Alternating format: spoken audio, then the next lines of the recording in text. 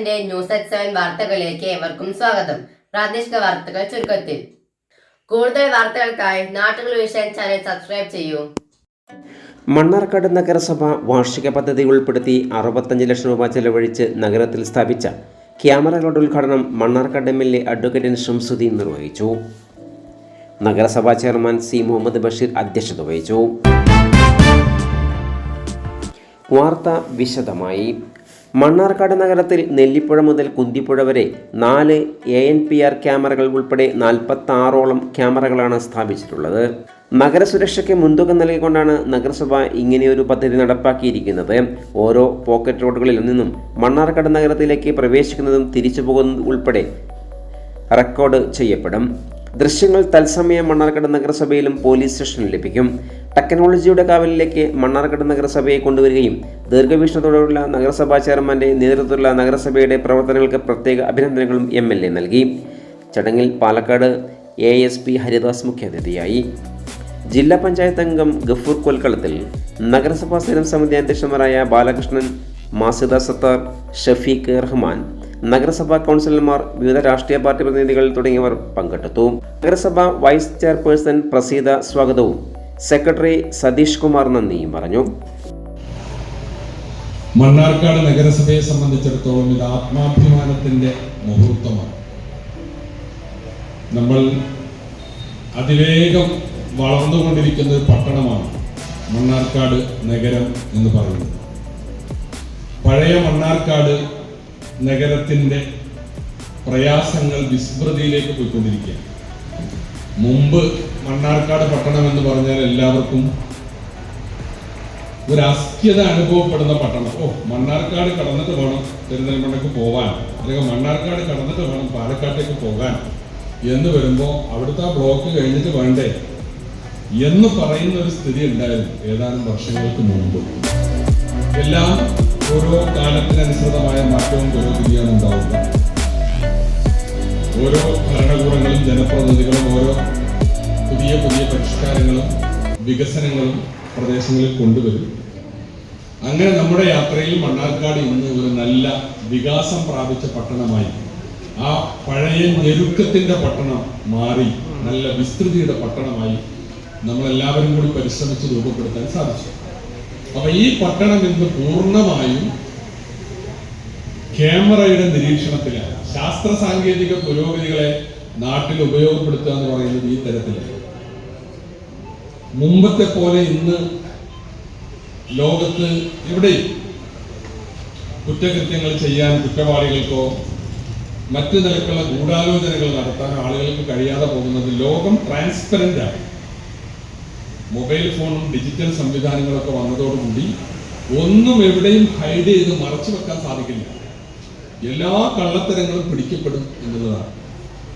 ഇപ്പോ പുതിയ പോലീസ് മേധാവികളൊക്കെ ഇരിക്കുന്നുണ്ട്. പുതിയ ക്രൈം ഡിറ്റാച്ച്മെന്റ്, നമ്മുടെ ക്രിമിനൽ സംഭവങ്ങളൊക്കെ കണ്ടെത്തുന്നത് എല്ലാം ഇതുവഴിയാണ്.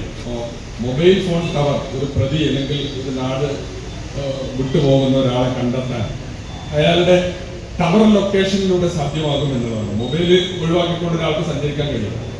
അപ്പോൾ മൊബൈൽ ഉണ്ടെങ്കിൽ അയാൾ എവിടെ വെച്ചാൽ അയാളെ പിടിക്കാൻ കഴിയും. അതുപോലെ CCTV ക്യാമറകൾ, എത്രയോ സംഭവങ്ങൾ പിടിക്കപ്പെടുന്നു. ആക്സിഡന്റ് നടത്തിയിട്ട് നിർത്താതെ പോകുന്ന വണ്ടികൾ, ആളുകൾ ആക്രമിക്കുന്ന, അതുപോലെ തന്നെ കവർച്ച നടത്തുന്ന, ഇങ്ങനെയുള്ള എല്ലാ സംഭവങ്ങളും ഇന്ന് വളരെ പെട്ടെന്ന് പിടിക്കപ്പെടുന്നത് ഈ സംവിധാനങ്ങൾ കൊണ്ടാണ്. അപ്പൊ അത് വ്യവസ്ഥാപിതമായി ഈ ഒരു സിസ്റ്റം ഇവിടെ സ്ഥാപിക്കുക. ഇതിലൂടെ കടന്നു പോകുന്ന എല്ലാ വാഹനങ്ങളും 45 ക്യാമറകളാണ് നഗരത്തിന്റെ വിവിധ ഭാഗങ്ങളിലായി സ്ഥാപിച്ചിട്ടുള്ളത്. എല്ലാ വാഹനങ്ങളും, എല്ലാ വ്യക്തികളും, ഒരാൾക്കും ഒന്നും നിഷേധിക്കാൻ പറ്റില്ല. ഞാൻ ഇന്നലെ അവിടെ പോയിട്ടില്ല എന്ന് പറയാൻ പറ്റില്ല. പോയിട്ട് ഒരാൾ പറയാം ഞാൻ ആ വഴിക്ക് പോയിട്ടില്ല എന്ന് പറഞ്ഞാൽ നീ പോയിട്ടുണ്ട് എന്ന് തെളിവ് പിടിച്ചോ. ഇതാണ് ഇന്നത്തെ ഒരു കാലം. അപ്പൊ 45 ക്യാമറകൾ ഈ നഗരത്തിന്റെ മുക്കുമൂലകളിൽ മിഴി തുറന്നിരിക്കുകയാണ്. വാഹനങ്ങൾ അമിത വേഗതയിൽ പോകുന്നത്, വാഹനങ്ങളിൽ നിന്ന് ഈ പറഞ്ഞ പോലെ വേസ്റ്റ് തട്ടിക്കളയുന്നത്, അതൊരു മോശമായ ഒരു പ്രവണത ഉണ്ട്. അവനാന്റെ കയ്യിലുള്ള വേസ്റ്റ് എവിടെയെങ്കിലും കൊണ്ടുപോയി ഡംപ് ചെയ്യാം. അപ്പൊ അങ്ങനെ ഒരു വേസ്റ്റ് തള്ളിയാൽ പോലും അത് പിടിക്കപ്പെടും. അതുപോലെ ഇപ്പോ ഇവിടെ സൂചിപ്പിച്ചതുപോലെ അനധികൃതമായി നടക്കുന്ന, എല്ലാവരെയും കണ്ണു വെട്ടിച്ച് നടക്കുന്ന ലഹരി കച്ചവടം, ഇവിടുത്തെ ലഹരിയെ കുറിച്ചുള്ള വലിയ ചർച്ചകൾ നടന്നുകൊണ്ടിരിക്കുന്നു. ആളുകളുടെ കാവലുമായിക്കൊണ്ട് ഇന്നിവിടെ ഉദ്ഘാടനം ചെയ്യപ്പെടുന്ന ഈ 46 ക്യാമറകൾ ഇത് നാടിന് സമർപ്പിക്കുന്നതിന് വേണ്ടി നമ്മുടെ എന്ന് പറഞ്ഞു കഴിഞ്ഞാൽ ട്രാഫിക് ലംഘനം അല്ലെങ്കിൽ മറ്റ് ഹെൽമറ്റ് വെക്കാത്തത്, സീറ്റ് ബെൽറ്റ് അറിയാത്ത, അത് കൃത്യമായിക്കൊണ്ട് ക്യാമറയിൽ പതിഞ്ഞുകൊണ്ട് അത് ഫൈന് വരില്ല എന്നുള്ള കാര്യം കൂടി ഇവിടെ അറിയിക്കും.